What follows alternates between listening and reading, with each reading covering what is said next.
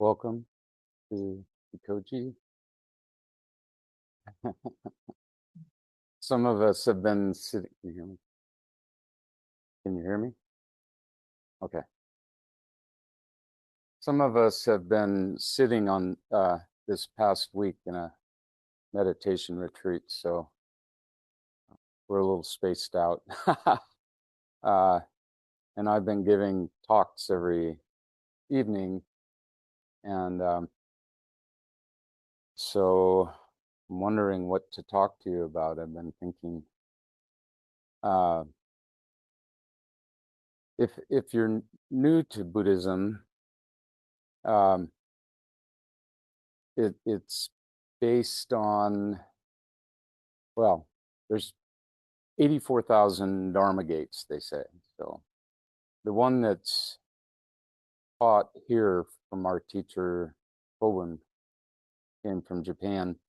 In Japanese, it's shikantaza. It's translated best is themeless sitting. So it's difficult to give instruction. You have to try it, and then we get together and discuss how's it going for you. But it's also like, I don't really want to use the word enlightenment, but it's the sudden enlightenment school. Like you just drop into it. You don't do things to prepare yourself. The preparation, so to speak, happens while you're sitting. And the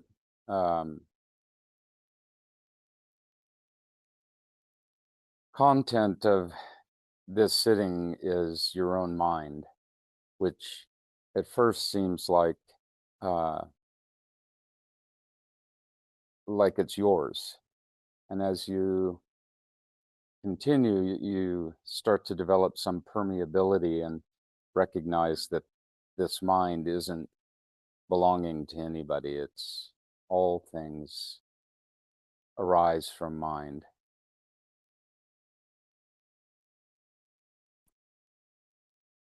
One of the aspects we didn't get into during this week was we were exploring the content of mind and how things arise and dissipate.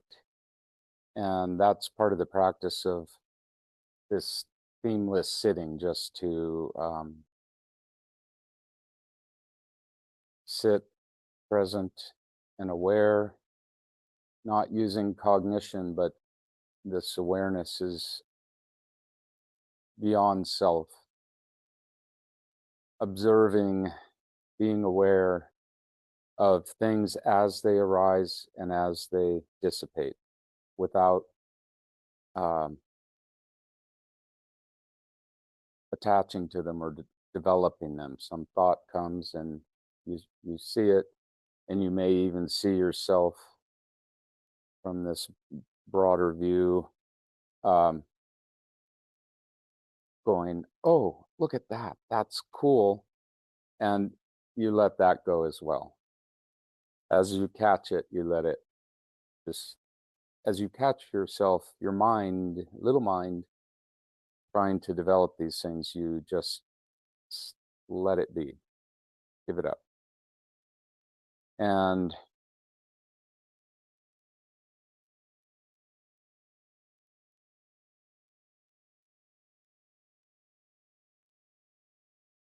some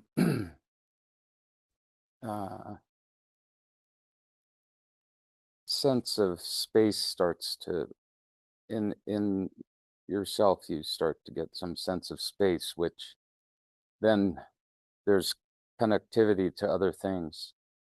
And one of the things that we didn't get to this week is so much about how to move in the world, how to, like when we get up from our cushion, we talked about getting up and how we maintain our meditation posture, both physically and in our posture of the mind, as we rise up to meet what's coming next, what's going to appear next. And the other part of it is that particularly as we move, stay with this awareness, and you'll find that you have some intention or some vow that you bring, or karma that you have the opportunity to shift that. Because as you bring that out, it hits this field of mind and causes vibration, which manifests as something. Could be thoughts, could be action. And so to consider those things, we have this structure in the Zendo and Buddhism in general has a structure of behavior or beliefs. And you can follow those, certainly. We chanted some just now. But you can develop your own keen understanding of the direction you're taking. So there's this bit about language that doesn't work so well as we say I and you, but in the big picture, there is no I.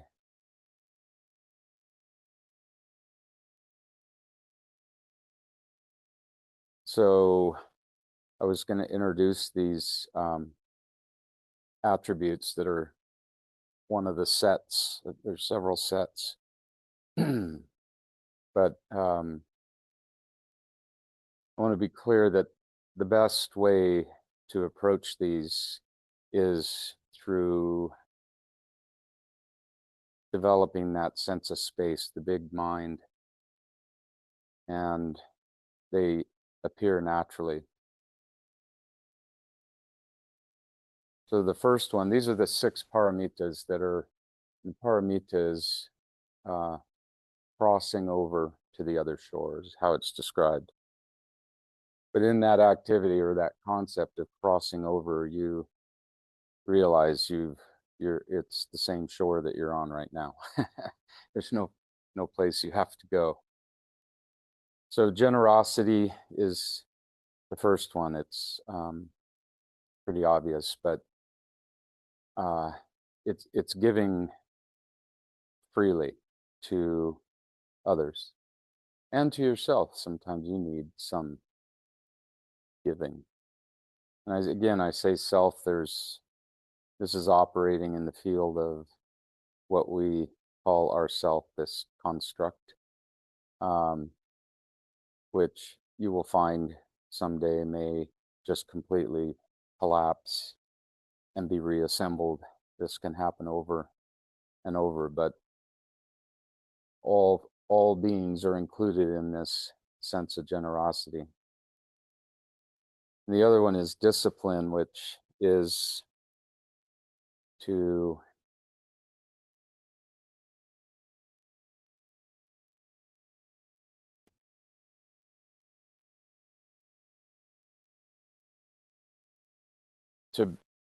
continue to explore this. So you find yourself at home and watching a movie on TV or something, and you can register what you're doing and put into this bigger awareness, develop a sense of space, and then back to the movie. Back and forth, it's like flexing, as when it arises, you remember. Big mind, big awareness, observing, watching TV, and then that collapses and back to it. It's more complex than that. It also could go into sense of morality, like behaving in accordance with this. accordance to the way. I see Elizabeth, or you were talking about it earlier. But to be in accord with this bigger mind. Then there's patience, which is, the common patience of dealing with things that arise in a patient, compassionate way.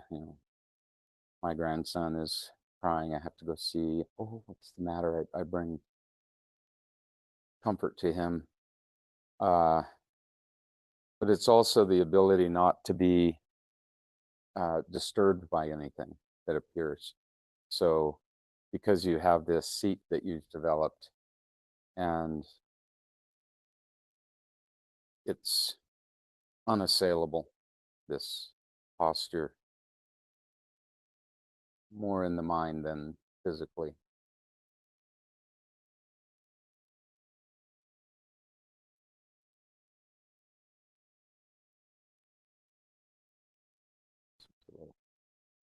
I'm going to skip that couple. Jump to wisdom, which is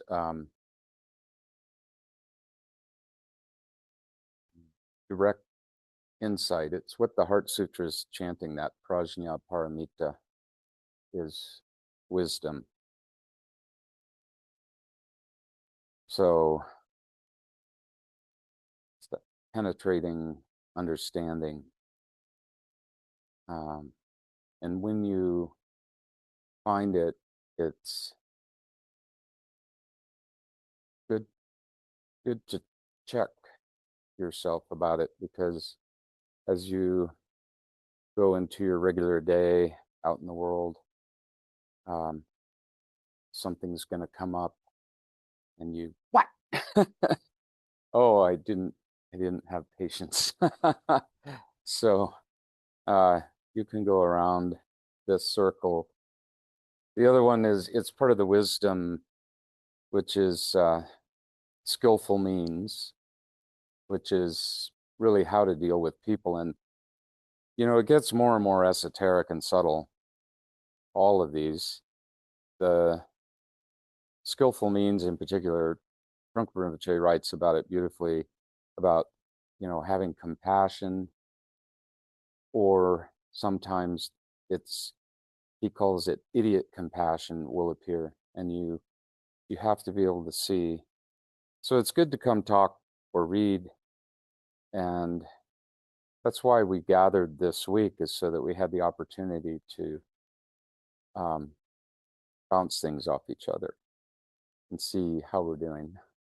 And there's one other one that's falls under wisdom, but it's jnana paramita, and that's like gnosis, knowing God basically directly.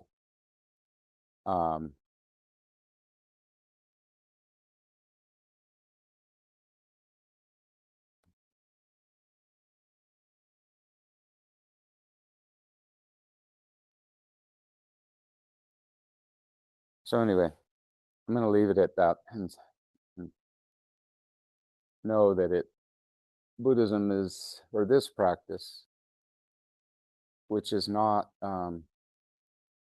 it has devotion in it, but it's not a devotional practice. It's something internal that other people may not even see you or exercising your mind this way, but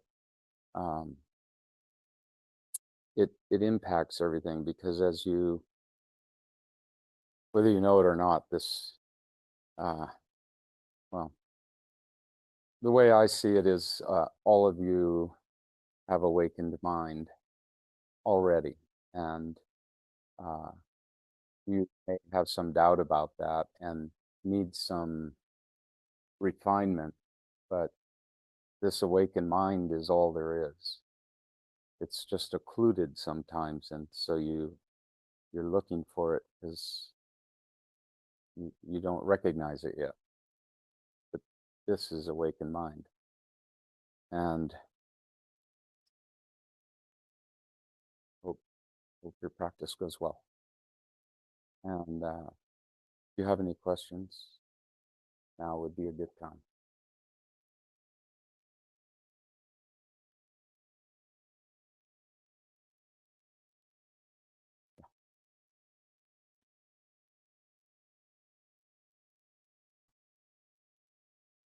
You're impatient? Yeah. Yeah, that's good. Take a breath. He was asking how to practice patience, that he's an impatient person.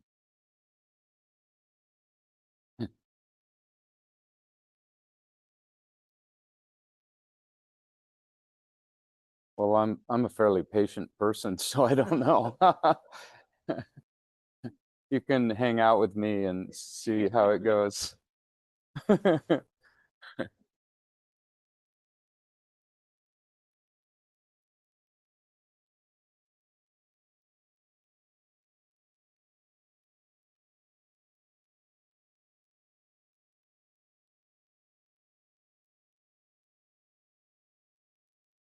First you can be, um, as you have, observe your impatience, your own impatience, as you said, you have, and and allow yourself to be impatient, and in that way you're being generous with yourself, and watch how that impatience affects other people, and using compassion, I guess is the word, loving kindness, you can, for yourself and the other people, you can see how they connect. Like your, how does it affect other people? Loving kindness, how can you can ask, how is this affecting you? How can I change this? That's the thing. At every moment we have the opportunity to change. We can insert, like I was saying, when your impulse comes, you have, it sets a vibration and something is created, and you can change what's inserted into the field.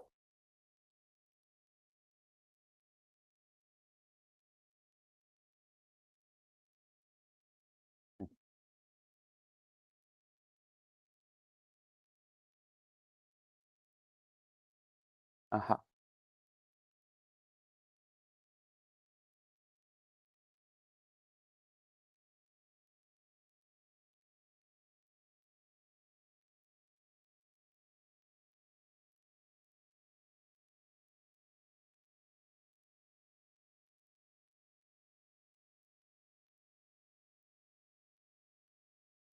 Well, it's really using a Western word, and I didn't grow up with any Western religion at all. My parents were atheists, nature lovers, maybe. But um, sometimes talking to people who here in this country, they don't understand if I say primordial light. And so I throw out that word every once in a while. It's not, I don't have a particular belief in a, however it may be perceived by you, that makes it a trigger word. And also, I did go to a Catholic mass for a friend of mine. It was probably the first time I'd ever gone into a church. And I was watching the priests up very carefully, because sometimes I have to do hama hama up at the altar. And there were three of them. And at one point in the ceremony, this bolt of light came down right into the altar. And I went, whoa, they're doing it. And I guess it's known, there's a name for it. So, there's esoteric aspects of all religions that we can see across at that point, but it's sort of the everyday stuff. Things get used to control.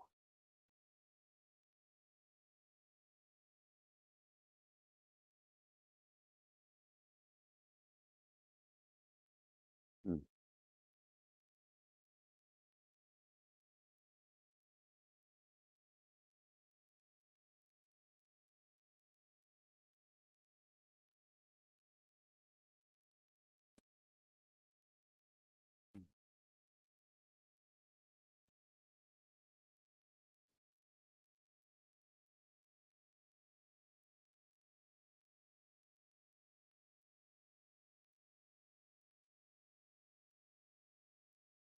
It's okay if there's no questions. We can go outside too.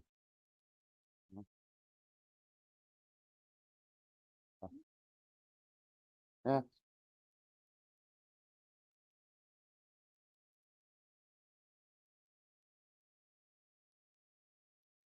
you should really read Trungpa Rinpoche's section on it seriously, because but it's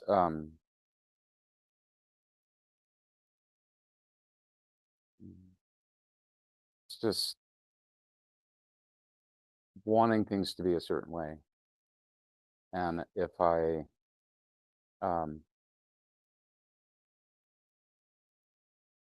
take trying to make things better without resolving the problem is idiot compassion, in my view.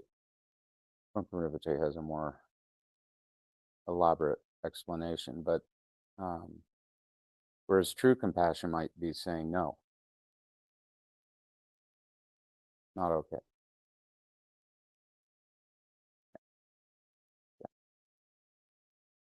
Yep.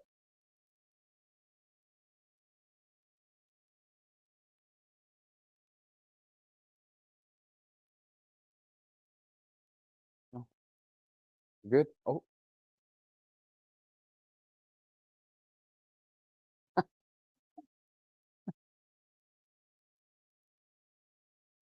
108,000 prostrations, I think.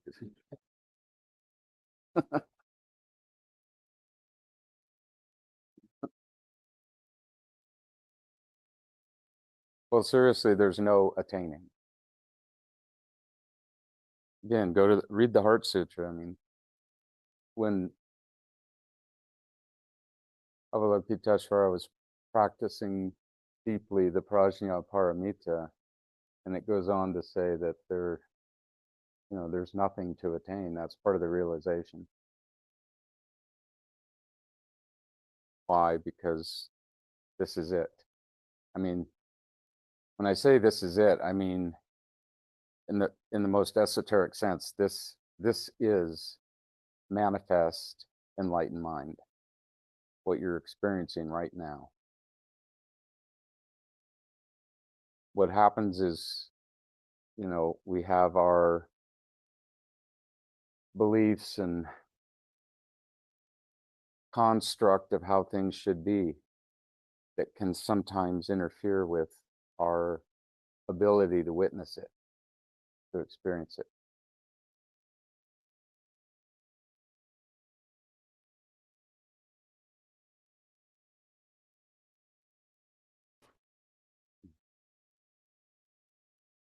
Yep.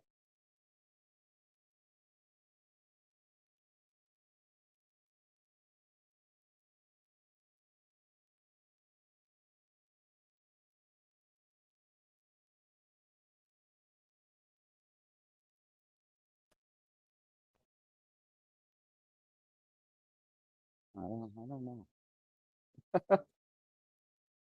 What's what?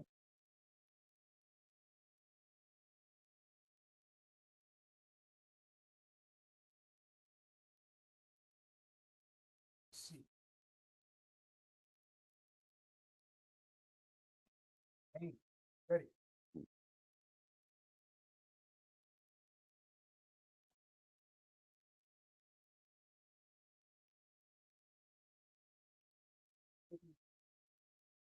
You you want to know why, what I think about it, because everybody has their own reason.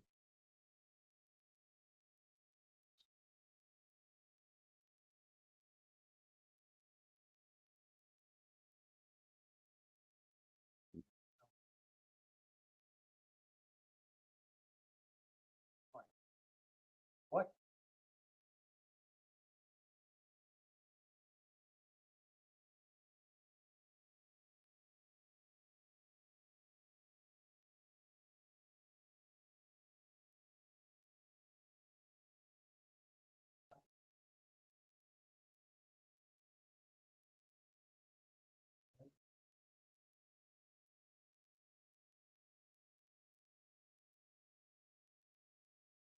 So, oh,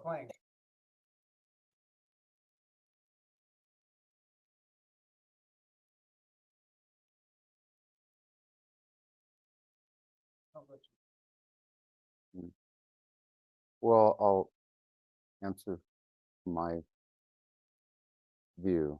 There's several things, but one is, I mean, I can't answer for anybody why they came really, but like some of you spent a lot of time with Coben, and I spent a lot of time with Coben, practicing and living together. And that energetic is something I want to continue to put out, transmit, if you will. I feel like Coben dumped a lot of stuff into me through practice, being together, him being my teacher.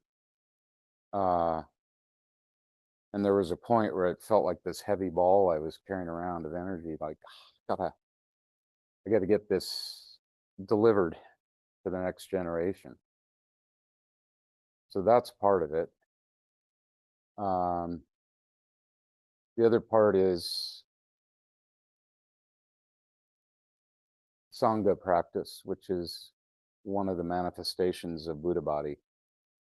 And be able to gather like this,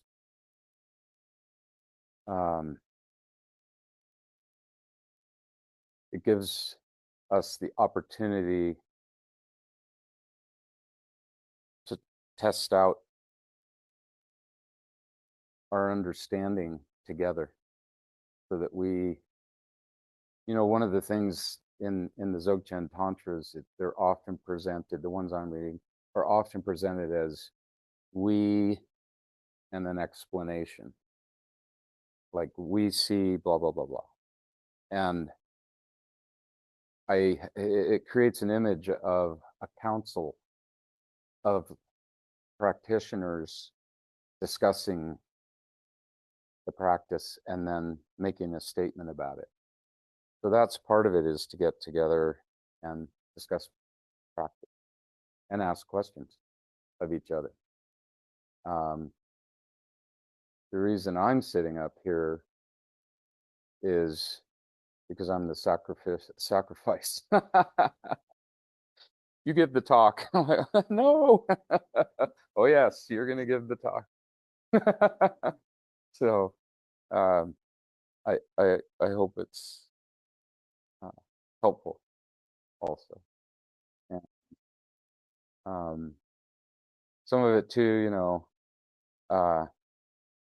relatively recently, I almost lost my mind and went way, way out there. And in coming back, I thought about the things I just mentioned, like how to enter back into this realm and why.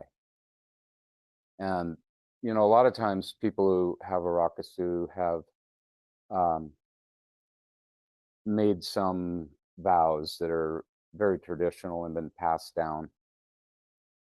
But I had to look at that again and basically set up, how am I gonna rejoin the world?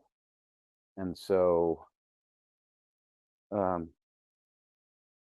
also, like, what that experience was of being beyond self and other, I wanted to say, not like, here's what happened, but also what the ancients wrote is correct. It's true. So when you read those words, it is absolutely coming from the place of no self or other, no birth and death.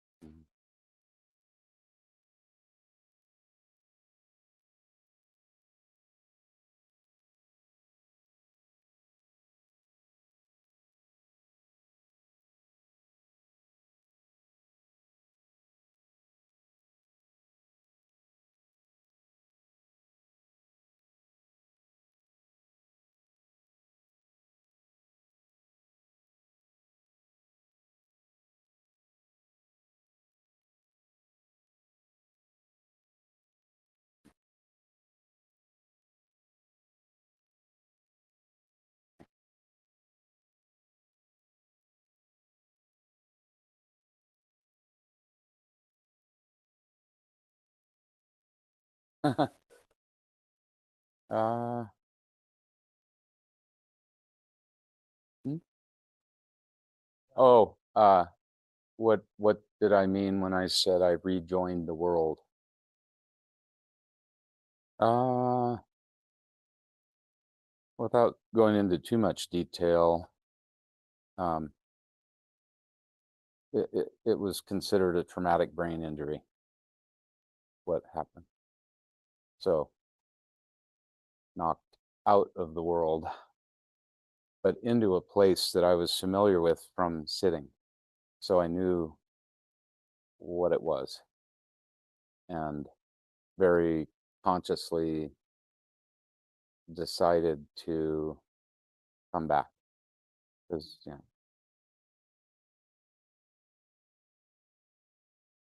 Um, yeah, I've written some things down, but yeah, yeah,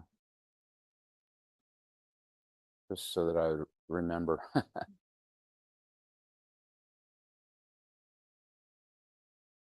um, well, family, um, my wife, my sons, grandchildren, and the Sangha. And that I'm glad you asked, because one thing about Kobin's style that was clear to me was, particularly at Hokoji when he was alive and there, is that it was family style practice. And he talked about no hierarchy, and everybody, um, each person having their own awakened mind, and how we relate together like a family.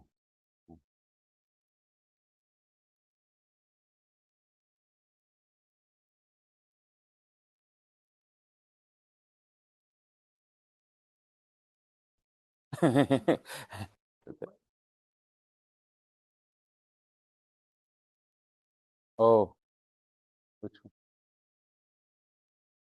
Chogyam Trungpa Rinpoche, about compassion. I think I can't remember the name of the book. There's several books that he has, uh, of his talks, or maybe he even sat and wrote them down. But anybody know which one it's in?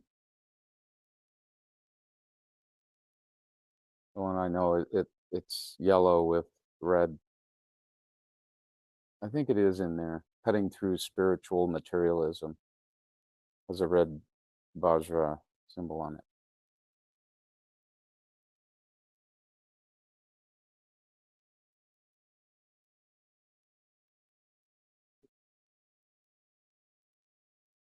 You mean like a place to practice? Uh, I don't know. I don't live here. But you should know that there's an academic paper that's online. You can find it. And it talks about Dzogchen and Zen. And there's differences, but in essence, they're the same. It's just from Shakyamuni Buddha's awakening, uh, the vibe spread and went north into Tibet and east into China and became Chan, and in the north it became Dzogchen. And they're both, you know, right, but it's the sudden school, not the progressive school. So it's different than Vajrayana as we know it in the United States, where you go through a series of practices. It's more like this type of practice where you just get lobbed into the deep end of the pool and like, what am I doing here? Nobody will tell me anything. and and when they do, I don't understand. And the Dzogchen is like the apex of Vajrayana Buddhism. And so it's, you can read it when you read them, it's looking down, so to speak, and saying all these accumulation practices, you don't need to do those. You don't need to recite mantras and do that. Just wake up to your original nature. And that's the same message as Zen. It's just in a different language. I find it more fluid and more feminine and more accessible. I don't know. That's just,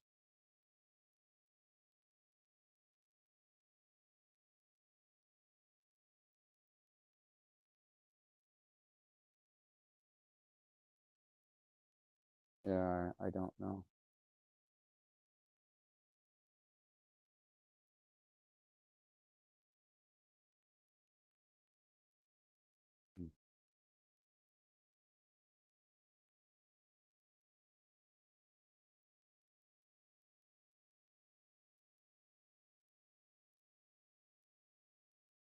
Okay, thank you.